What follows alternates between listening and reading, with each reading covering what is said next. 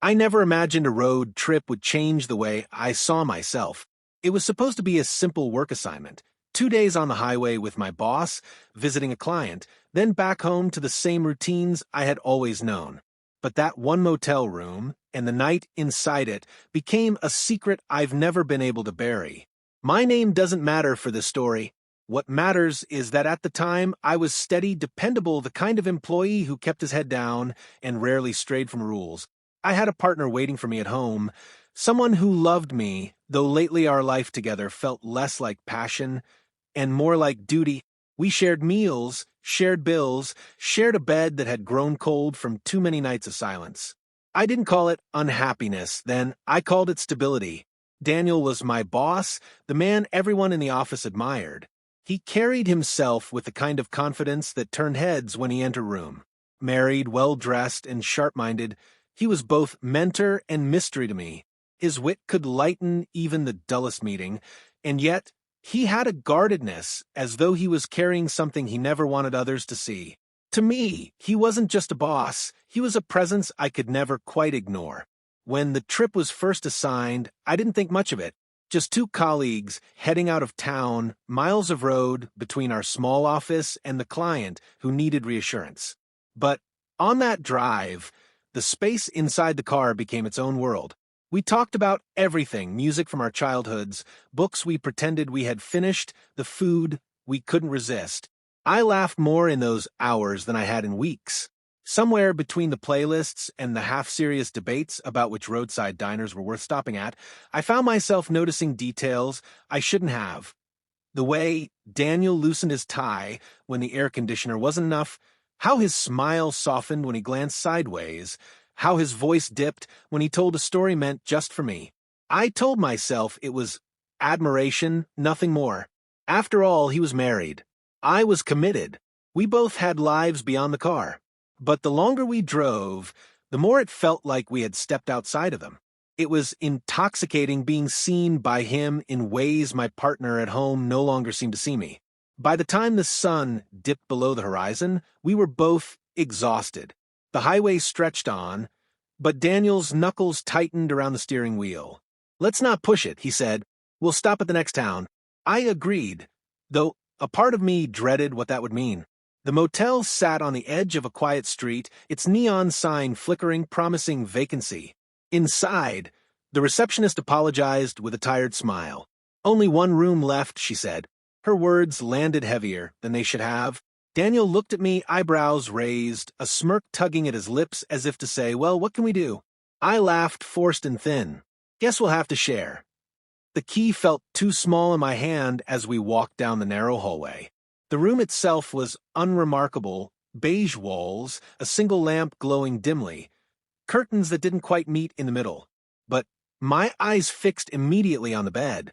One bed, not two, not even a couch to offer an escape, just a mattress that would force us closer than I was ready to admit I wanted. Daniel tossed his bag on the chair and loosened his tie again, sighing with relief. I tried to mirror his casualness, setting my things down, pretending the room didn't thrum with unspoken tension. The silence grew thick, louder than any conversation we might have forced. I lay back on the mattress later, staring at the ceiling, Daniel's breathing steady beside me. The space between us was narrow, but the distance felt infinite. Every shift he made sent ripples across the bed, reminders that we were closer than we should have been.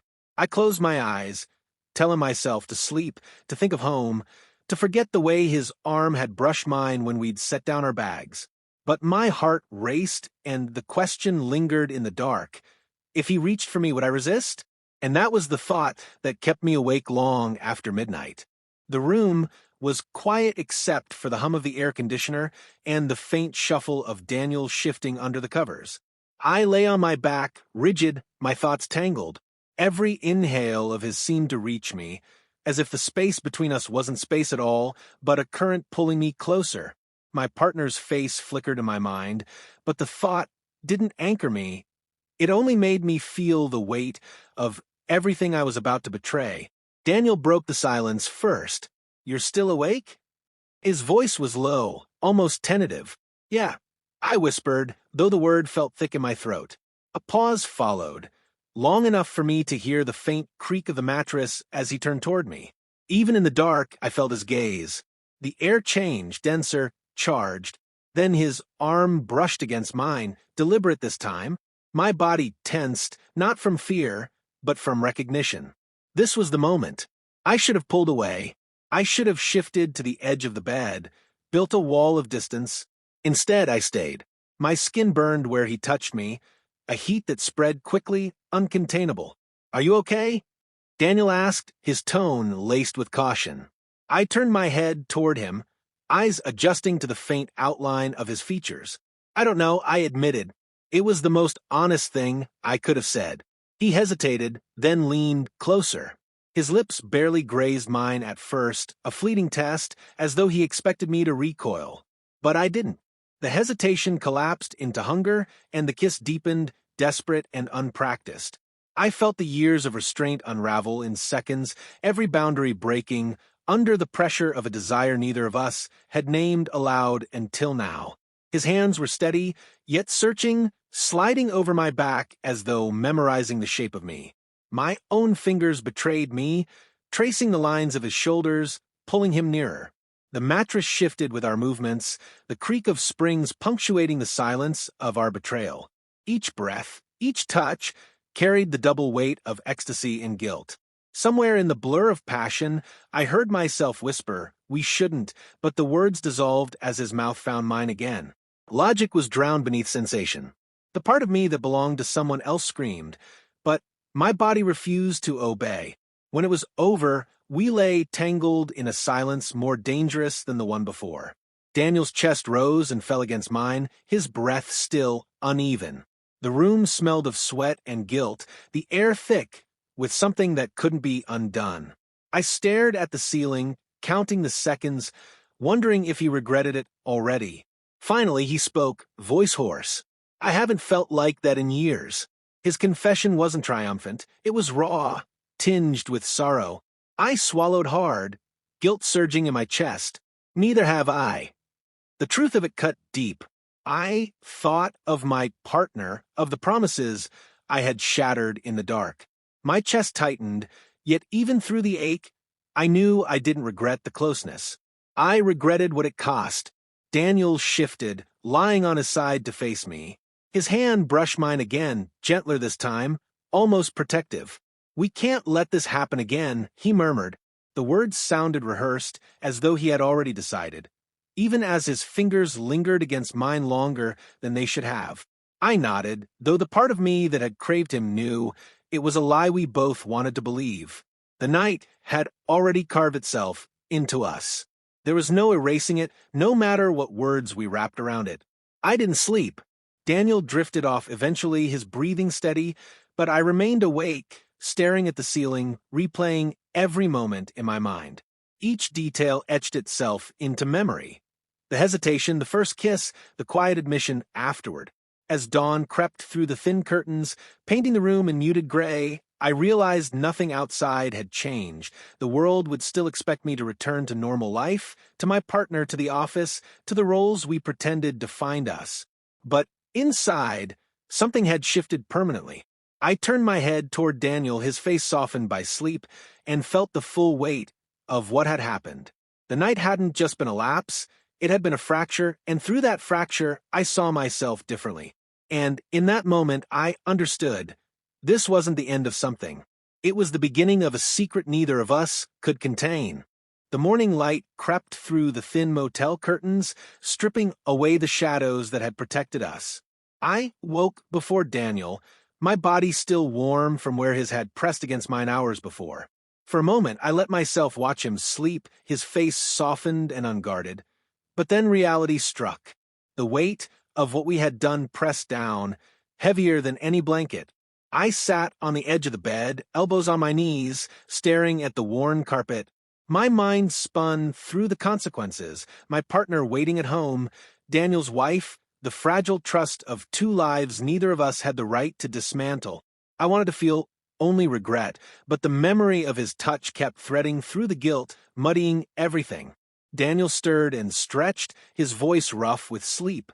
Morning. He tried for casual, but the forced brightness in his tone betrayed him.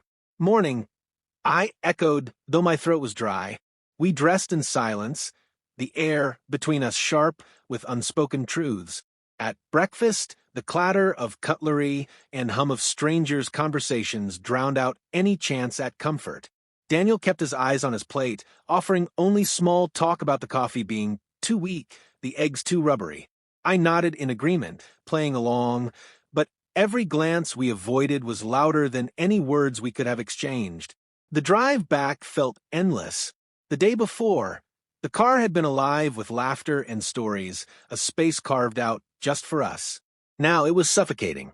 Daniel gripped the steering wheel too tightly, and I stared out the window, counting the passing signs just to keep from blurting out something reckless. The silence was no longer charged, it was fractured. When I finally walked through the door of my apartment, my partner greeted me with a smile that should have comforted me. Instead, it made my chest ache. I hugged him, forcing warmth into my voice, pretending nothing had shifted. But as he asked about the trip, about the meetings and the drive, I answered mechanically, every word a small betrayal layered over the larger one I carried. His touch later that night felt both familiar and foreign, as if I no longer fit inside the life we had built. Back at work, Daniel and I fell into our roles again. To everyone else, nothing seemed different. He led meetings with his usual charm, and I took notes, asked questions, played the diligent employee, but beneath the surface, every interaction felt loaded. Our eyes would meet across the conference table, and I'd feel the echo of that night vibrate between us. A brush of his hand when passing a file sent sparks I had no business feeling. We never spoke of it outright, not in words. A few late-night texts, short, hesitant, hinted at the pull neither of us wanted to admit aloud. "You okay?" He'd send, "Trying to be." I'd reply. The conversations always ended before they began, both of us retreating before we could cross another line. Still, the memory lingered relentless. It followed me in the shower, at the office, in the quiet moments before sleep. My partner noticed my distraction. He asked if something was wrong, if work was overwhelming me, and I lied. I said I was tired, that it was nothing, but the truth was too sharp to reveal. I kept telling myself it had been a mistake, a one-time lapse. Yet deep down I knew better. The way I felt when Daniel looked at me wasn't something that disappeared with distance or denial. It was dangerous, yes, but it was also undeniable. Weeks passed, and though nothing more happened between us, the night in that motel clung to me. It was more than an affair, it was a mirror. It showed me the loneliness I had ignored in my own relationship, the hunger I had buried, the parts of myself I didn't want to admit existed. I don't tell this story to justify what I did. There's no defense strong enough for betrayal. But I tell it because it changed me. That single bed in a dim motel room didn't just hold two bodies. It held a secret, a lie, a truth I couldn't unsee. Even now, when I close my eyes, I can feel the weight of that night pressing against me. And I know, no matter how many years pass, I'll always carry it. Months passed, yet the night in the motel remained stitched into the fabric of my thoughts. Time dulled the intensity of the memory, but never erased it. The image of Daniel leaning toward me in the dark, the weight of his hand against mine, still returned in quiet moments, during morning coffee, in the pause before a meeting, in the hush of midnight, when I lay beside my partner pretending to be asleep. Outwardly, nothing had changed. My life marched on with its routines. Work, dinner, sleep, repeat. My partner continued to treat me with warmth and patience, never suspecting the fracture beneath my silence. But inside, everything felt altered. The stability I once clung to now felt like a cage, and I was the one who had locked the door.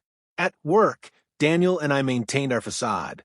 He was the consummate professional, as composed as ever, but our conversations carried a second, hidden layer. A casual good morning meant more than it should. A brief meeting alone in his office carried a tension so sharp it made the air heavy. Neither of us crossed the line again, yet the memory was always there, hovering between us like an invisible third presence. One afternoon, months after the trip, I caught Daniel watching me during a presentation. His gaze lingered a fraction too long, his jaw tight, his expression unreadable. When our eyes met, he looked away quickly, but the damage was done. The look wasn't lust, it was something heavier. Regret, maybe, or longing. I wasn't sure which would be worse. I told myself to move forward, to rebuild the trust one had broken at home, but my resolve was weak. Each attempt at closeness with my partner felt staged, a performance I struggled to keep alive. I laughed at his jokes, cooked his favorite meals, leaned into him on the couch during late-night television. Yet, in those same moments, I felt like an actor rehearsing lines, my mind wandering elsewhere. The guilt was suffocating, but so was the silence. I couldn't confess. I knew it would shatter him, and perhaps me as well. But keeping it inside corroded me slowly. I began to notice how often I avoided his gaze, how often I cut conversations short just to escape my own dishonesty. Daniel, too, seemed haunted. He became quieter in the weeks that followed, less animated in meetings, more distracted during lunches. Once, while we stood by the coffee machine, he said softly, "We can't let that night define us." His voice was firm, but his eyes betrayed him. They flickered with something he couldn't hide. I nodded, but the truth was already clear. It had defined us. No matter what masks we wore in daylight, that secret bound us together, silently and irrevocably. Sometimes I wondered if it would have been easier had the night never happened. Perhaps we would have remained colleagues, circling each other with harmless admiration, never daring to step over the line. But I knew I wouldn't erase it, even if I could. The memory was both poison and cure, both burden and release. It had shown me the depth of my loneliness, the hunger I had long denied. Late at night, I often found myself replaying Daniel's words. I haven't felt like that in years. The admission cut deeper the more I thought about it. He wasn't just speaking of lust, but of connection. And I had been the one to give it to him, even if it was stolen, even if it was wrong. I don't know what will become of us. Perhaps nothing more will happen.